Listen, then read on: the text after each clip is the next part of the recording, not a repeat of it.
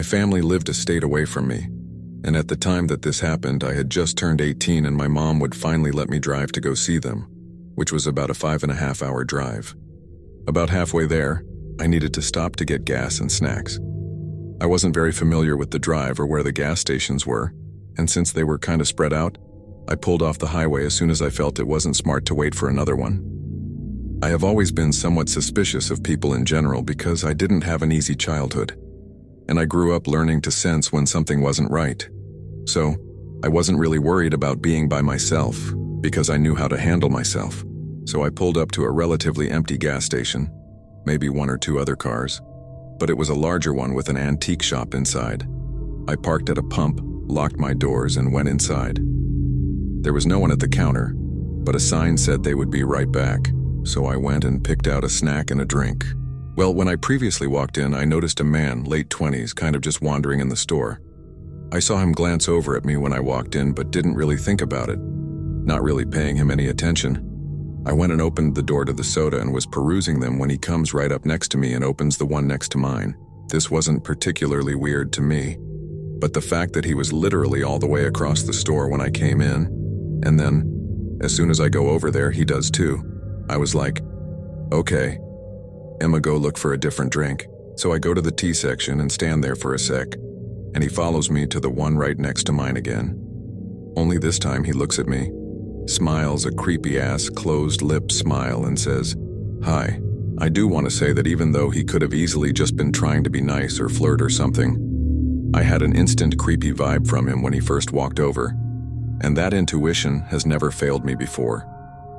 At this point, I just look at him, nod my head, grab something and go to the counter thinking to myself that I can just grab a snack later. He comes up right behind me with just one of those jerky sticks.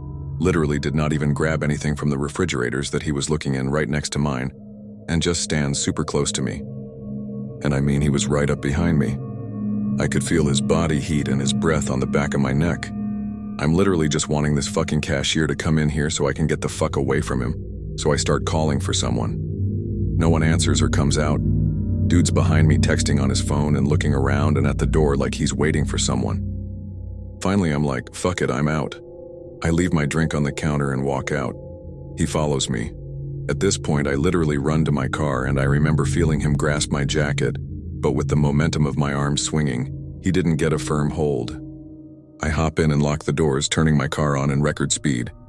We make eye contact, and out of the corner of my eye I see two men run from around the corner of the gas station. They all three run at my car, which is not very far from where the first guy is, and I just floor it out of there, almost wrecking my car on the corner. I don't know what they were planning on doing, but I imagine I was about to get kidnapped. I called the police because I don't know where the cashier was, and I just had a bad feeling that they did something to them. The guys were gone when the police got there. I now carry my knife on me when I go on that drive.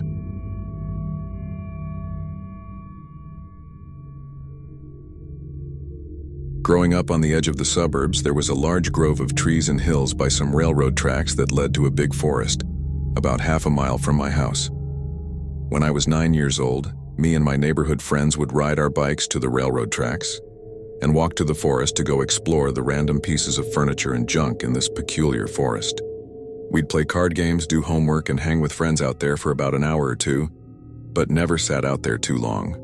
There were small abandoned houses here and there in the forest that we stayed away from, as one neighborhood friend, Michael, told me a homeless man lived in one of them, and if you saw him, run.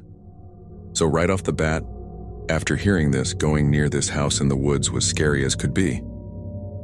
One chilly November afternoon after school, I came home and dropped off my backpack at my house and immediately went to the woods. My bike was broken, so I walked. Michael had told me at school that day to meet him in this open area of the forest to play Pokemon with him. This was something we'd frequently do growing up, just to pass the time until our parents got home at 4 p.m., so it was nothing unusual. As I crossed the railroad tracks into the forest, I instantly felt a weird sensation, that feeling you feel when someone is watching you. I looked all around and couldn't see anyone, so I thought I was just getting spooked, as the rather overcast day was very eerie anyway. Trekking through the autumn leaves scattered across this large wooded area, I came upon the big open area where I was supposed to meet Michael. Near the area where we normally met was his notebook open. On the page was written, "Hey, I had to go back home and grab some batteries for my Game Boy. Wait for me here, I'll be back soon." I waited. Being alone, especially feeling like someone was watching me, made this particular moment very uncomfortable. However, I convinced myself I was just being a wuss and decided to wait for Michael. I sat down and began playing my Game Boy. It wasn't too long until that sensation of being watched grew into utter paranoia. I kept frantically looking up from my Game Boy and checking my watch to see how long I'd been waiting. I'd been sitting there for 30 minutes. It was beginning to get dark. Then I heard some leaves crunch. I looked in the direction of the sound and briefly saw a dark hooded man peeking from behind a few trees, then hide back behind them. My skin crawled and I immediately jumped up from where I was sitting and froze in my tracks, staring. I screamed, "Hello," to see if anyone was there. I was quickly reminded I wasn't alone when I saw this tall, dirty-looking hooded man peek back around from the trees. He called back, "Hey, buddy." I picked up Michael's notebook and ran for my life. I ran so fast I barely had time to look behind me. However, I heard leaves crunching not too far behind me. It was the man running after me. He was screaming for me to come back, and "I just wanted to talk to you." I began crying as I was running, thinking this was exactly how those missing kids disappear. I ran and ran and ran until I literally tripped over the railroad tracks and cut up my knees.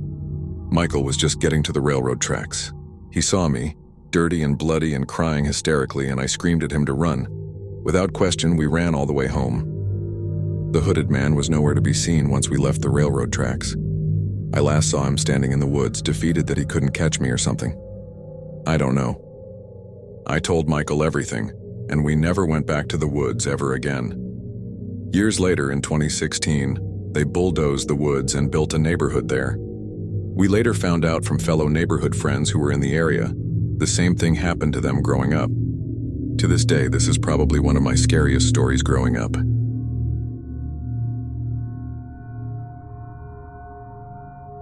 There was this guy in high school that was really funny, pretty popular, that almost everyone got along with. He didn't bully anyone, and it was impossible not to laugh when he was around.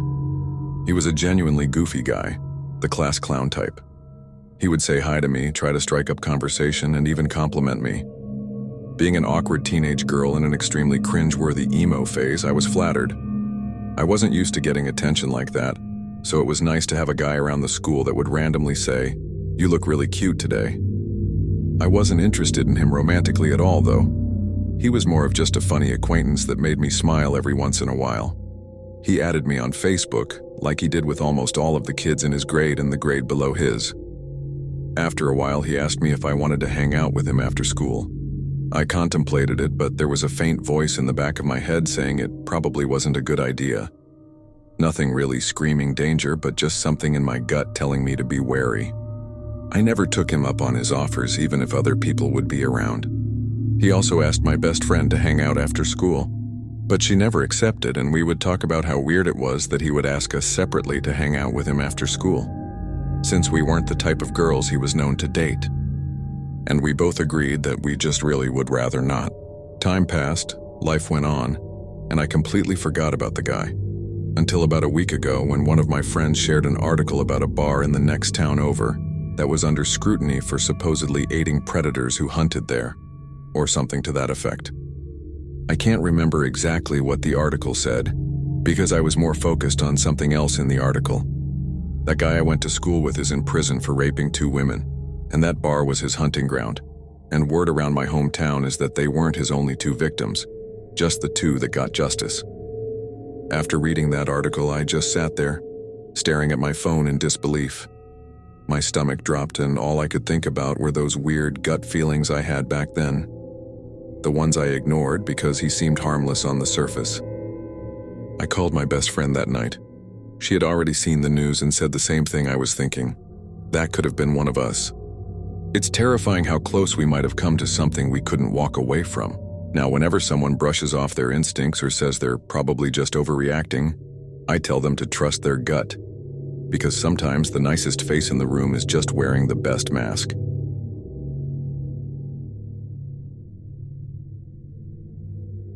Quick backstory. I work at a gas station on a main route.